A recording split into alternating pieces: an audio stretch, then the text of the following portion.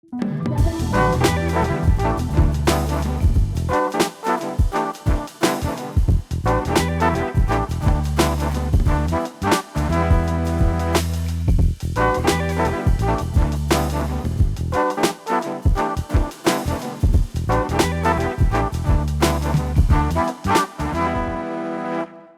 Carole Taylor.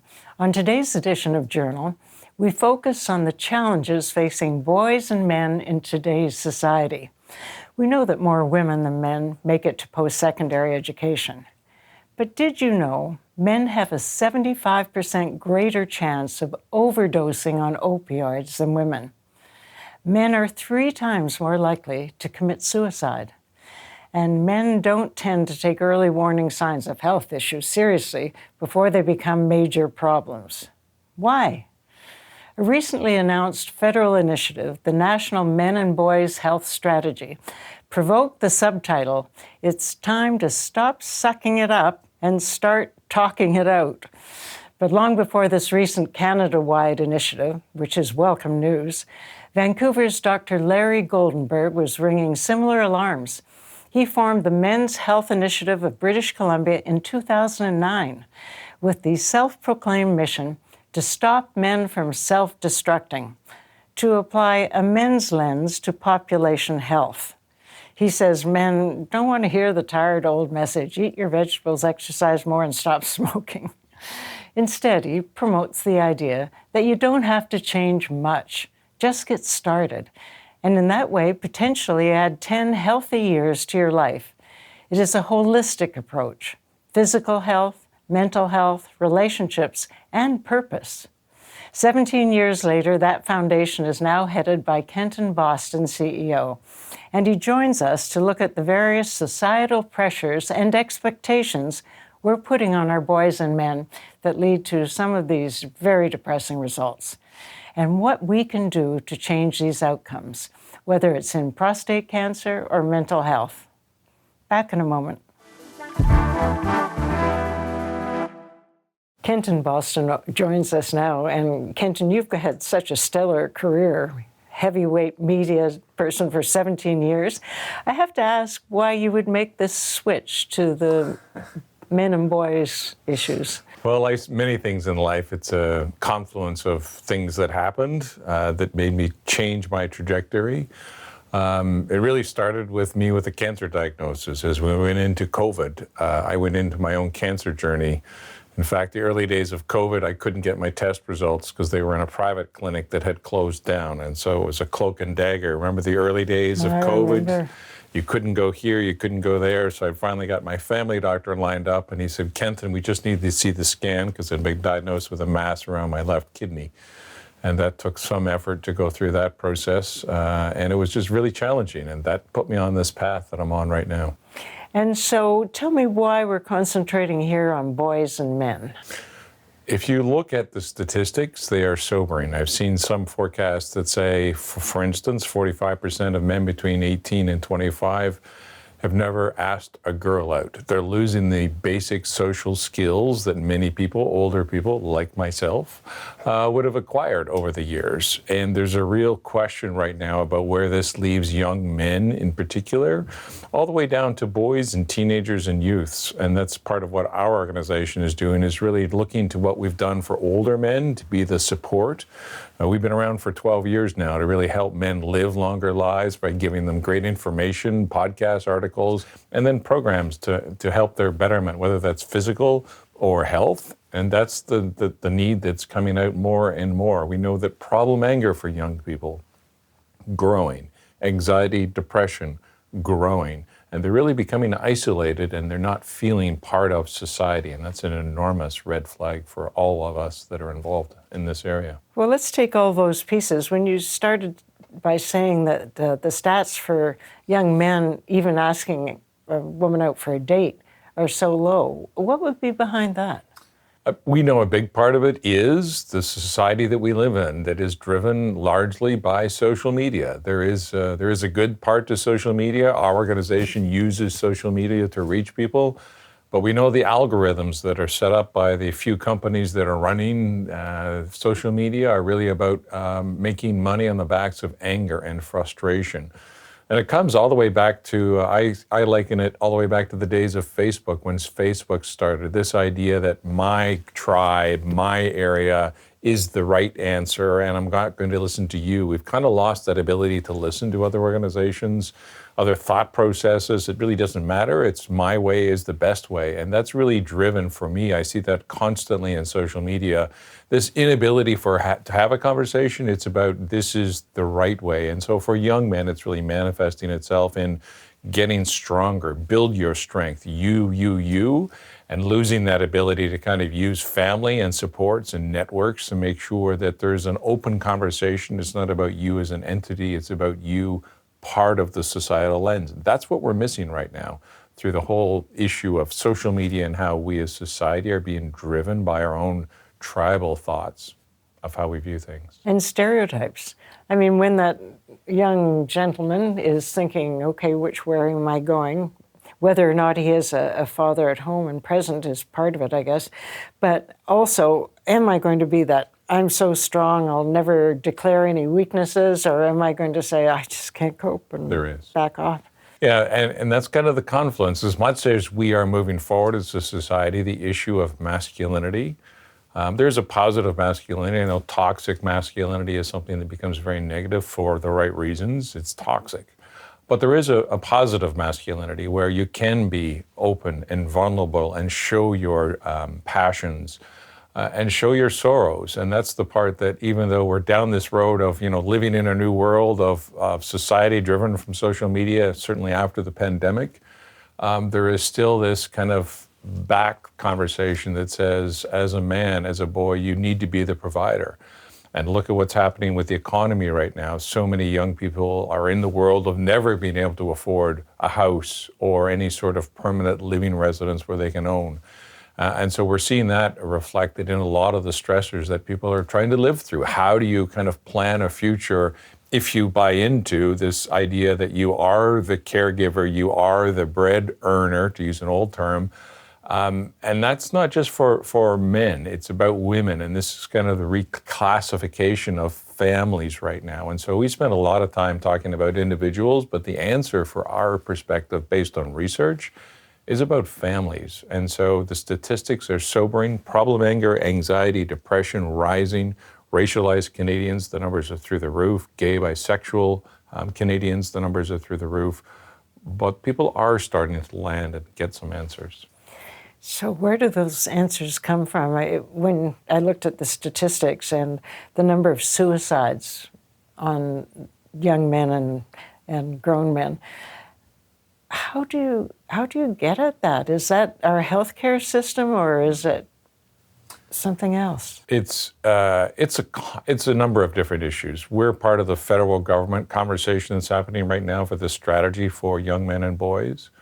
And from my perspective, it's about getting networks, governments together. It's not about one fix. It's not about the healthcare system fixing. If you look at the healthcare system, are doctors equipped? Never mind, can I get a doctor? But are doctors equipped to tackle the mental health conversation that we're dealing with right now?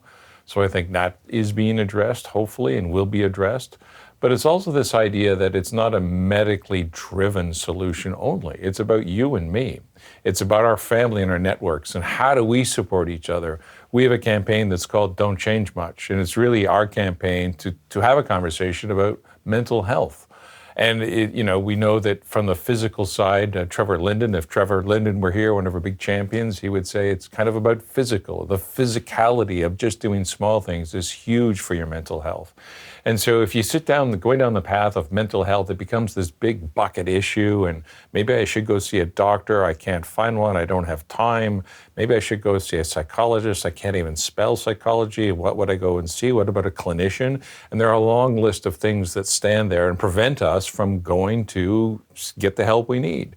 And so our campaign is really called You're Not Alone. And the point of it is that it's not about always going to the medical system for answers. It's about how can you show up as a parent, as a friend. It really doesn't matter. It's not about the patriarchal family. That's a big part of it, but it's not about that. It's not about friends. It's about the network that you live in, whatever community you live in. And it's really about reminding people that you can just start a conversation, because the research says talking was a great first step. It removes isolation. We know 1 in 2 men are socially isolated. And so it comes back to the basics of just start a conversation. And so it becomes that spiral when you talk about, say, a young man, and he's having all these anxieties and issues and not sure where he fits in or how he's going to cope. And then whether it's the suicide path or opioids, I mean, those are 2 of the off-ramps that are huge and desperate. It is. You know, I don't know for you, but for me, the number of friends and coworkers that have gone through that lived experience. There was somebody who had gone through a real battle with their son from the age of 14, was, you know, the perfect child up to the age of 14, something switched. And I remember talking to him, and the doctors had set him and his family down to say, you have to say goodbye to your son now, because he's going to tear your family apart, because they kept opening their arms and bringing him back in. And as the addiction increased, he would start to steal from them, and it became really divisive, and they had a decision to make, and they did say goodbye to him, and he did end up passing. And I tell people that because it really cuts through of what we deal with and what people and families deal with. And so it's really critical that we come together to say, we need to show this sense of community to make sure that they know they're not alone, and that we can really address the issue going forward. We know it's not just in families. Schooling is another big part of it. We're down the road of how do we get this conversation into the hands of young boys and teenagers. You know, when you become a 19-year-old guy and you all of a sudden are filled with anger, and now you've got the muscle and maybe you have a job behind it. You know, it doesn't happen all of a sudden when you're 19. It's the lived experience. And so we're really trying to go down that road right now, too. We're going to be back in a moment and talk a little bit more about, okay, exactly what programs are out there for any of us to use for our friends and family. Back in a sec. We were talking about the importance of talking. It's easier to say than actually accomplish. But I watched one of your podcasts, and there was a panel, including Chris Galis, and every man on the panel said, it's about talking. Yeah. We've got to start getting this out of our system, everything we're holding in and angry about, and talking to each other. So is that a big part of the programs that you support? A huge part of it. We spend a great deal of time from an article perspective, making sure the words we use reach people. We had a campaign for Health Check, which is about learning how you can avoid the 8 chronic diseases that men face. And we wanted to target younger people, and so we went out to say, lower your risk. And a psychologist friend of mine said, Kenton, lower your risk of what? Who are you targeting? And I explained the old proverbial 22-year-old. And he said, was it that long that you don't remember 22? Lower your risk of what? Like another party night, another relationship, or another job? Like lower. And he said, change the language. So we changed it to say, build your strength. And that talked a little more to them. Not quite enough, so we had to partner with a computer company that gave us a gaming computer. And when we offered that up, guess who showed up? All the people we were trying to reach. So it's really that balance of how you balance the conversation and make sure you use the tools available. Videos.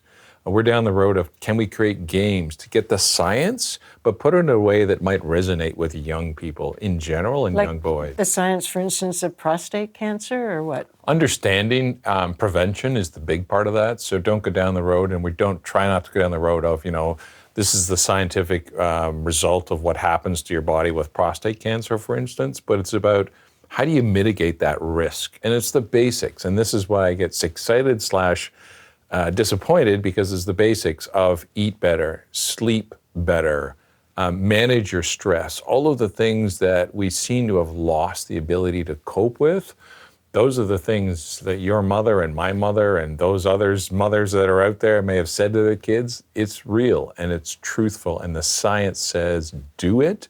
So for us, it becomes, why would you, what's the video we could create that says, eat your lettuce, and here's why, from an engaging perspective? That's a tall order, but it resonates. So how am I going to eat my lettuce? Tell me. Lots of salad dressing. No, spare on the salad dressing. So that's part of it, is to understand, how can you create an animation, say, that shows the value of the lettuce inside your body to show how it kind of impacts your body, to make sure your body is more resilient and can fight off kind of the disease side of it, or just a basic cold. So it's kind of breaking down the understanding, not from a scientific perspective, but from the understanding of what are the words and the images that would talk to a 12-year-old versus a 19-year-old? And then we're down the road right now of taking that nationally. We are a national charity, and it's about how do we talk to plumbers, for instance. We've got a great program in the works for people in the trades to create the first peer-to-peer network for trades and skilled labor in Canada. And it's about how do we get plumbers in Fort McMurray to talk to plumbers in Fort McMurray or Prince George or Mission, BC, or Vancouver. So science is the same for all of them. Lived experience is a little different, as we all know in the communities. And so our role is really to make sure the science talks to the people where they live. I'm glad you mentioned rural, because I think about all of the population that lives in, places that have ERs closed all the time, or you don't have your own doctor or whatever. So it sounds like you're saying, well, we've got to do it through media, actually. Yeah. I often say media, not that I used to come from media, but it's very handy, is the backbone of our organization. How else are you going to reach whatever your target audience is unless you can do it through an information campaign that is relevant to them? So you can spend money from an advertising campaign, one option, but that takes dollars. We're a charity, and the dollars are very tight right now. So we're creating articles, and we use that because people do respond. There's this myth, I call it a myth, that people aren't interested. Doesn't matter your age bracket, and I don't think that's accurate. I think people are very interested. I have nieces and nephews, and that's a young bracket of teens in their early 20s. They're very engaged, but they're very specific in how they're engaged. And that's our challenge, is to make sure that, I say all the time, we want to reach people where they live. That means technology, that means geography, because there are a lot of rural people. One of our organizations that we support is called Dudes Club, and it helps Indigenous men primarily from communication. So they organize get-togethers just in person. That's their starting point, and now they're going down the road of saying, how do we use technology to make sure we can reach other people that can't come to where I'm meeting, but reach them, use technology. So that's the flip side of technology. As much as it's negative often, there is a positive side, and so we're right now trying to raise funds to do the research that says, here's the anecdote to the negative side of social media. How tough is fundraising? It's really tough right now. Things are really tightened up because of the whole trade situation in the U.S. and Canada, globally, but certainly in North America. And there are a lot of organizations that are well-intended that have had to fold up because of a lack of funding. We right now are going to be announcing a fundraising campaign that we're excited about, tied to Father's Day. Men's Health Awareness Month is June, and that's one of our big pushes to get people into the realm of working with our friends at TELUS is a big supporter of ours, and they offer free counseling, and that's a real drive for us in June. So look for a fun announcement to help us raise money. And I would just say to people that are listening and watching out there, get involved. If it's not fundraising, get involved in sharing the message, in talking to your friends and family. That's a huge support for us. And, I believe and will fight on to make sure we have the dollars, but it's about the brand and messaging, and everyone listening and watching today can do their part for their family and their friends. I mentioned earlier that the podcast I watched, one of the panelists was Chris Galis, who of course is Global's anchor. And he told a personal story, and it was a personal story that is a stereotype a little bit of how men, even my father, like it's not just current, that you don't go after early medical signs. Yeah. You brave it out. Somehow it's not going to happen. It's not going to develop. And he told his personal story where it had ended up with embolisms in his lungs. Yeah, and Chris's friend, as we know, Chris is a wonderful communicator in what he does in his day job. That panel was driven around what we really believe, and that is to show people and tell people and look at people. And Chris was a great example. We had 5 people on that panel. Chris, if you know Chris, he's a tall guy. He was one of the shorter ones on the panel. The guy beside him was 7'2" or something? He's a Paralympian from Kamloops. He's a single-arm shot putter. And then we had Toby Hargrave, an actor from the Sunshine Coast, who was a big guy. And then we had Trevor Bontkin from the trades. He's got a real brand in the trades. He's a big guy. And we had Mike, who is our co-host, Mike and Trevor, our co-hosts. And it was really about telling the conversation, sharing the words and the images that men are afraid to share. And it was a wonderful moment of them just being vulnerable. And that's what we really want to say to people. It's okay to cry. It's okay to say you don't have the answers. And it's okay to reach out for help. And so for anyone listening, any families listening and worried about it, how do they access this material you're talking about? So our website is the best way. We're also all over social media, menshealthfoundation.ca. So come in, enjoy what we read, and we want to hear from you too. We're only as strong as our network. We're only as strong as our users and the people that we want to help. And so we teamed up with a bunch of researchers now as well, both here at UBC, but also out of Toronto. And so it's research that's not necessarily academic research, but it's research to get all the research that is sitting on shelves that is out there. There is wonderful research that has been done, funded by our friends at Movember and other organizations.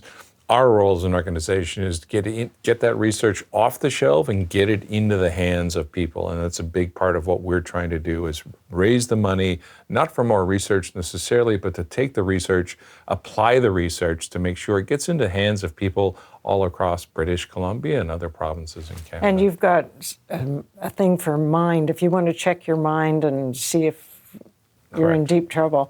And so people can go online and work it out if this is serious or not so serious or common or not. I think all of those support systems that you can do on your own, in your own house, you don't have to do it in front of anybody. Anyway, thank you so much for the work you're doing, and I sure wish you luck, and I hope you're a little bit optimistic about where we're going. I'm very optimistic. It's a matter of timing. Thank you for your time. Thank you. We'll be back in a sec. I listened to a recent podcast supported by the Men's Health Foundation, and all the panelists talked about not talking, being embarrassed or not being a real man if they admitted to any weakness. So they kept all of their anxieties and problems wrapped up tightly inside. An impossible standard to internalize. Let me know your thoughts on YouTube.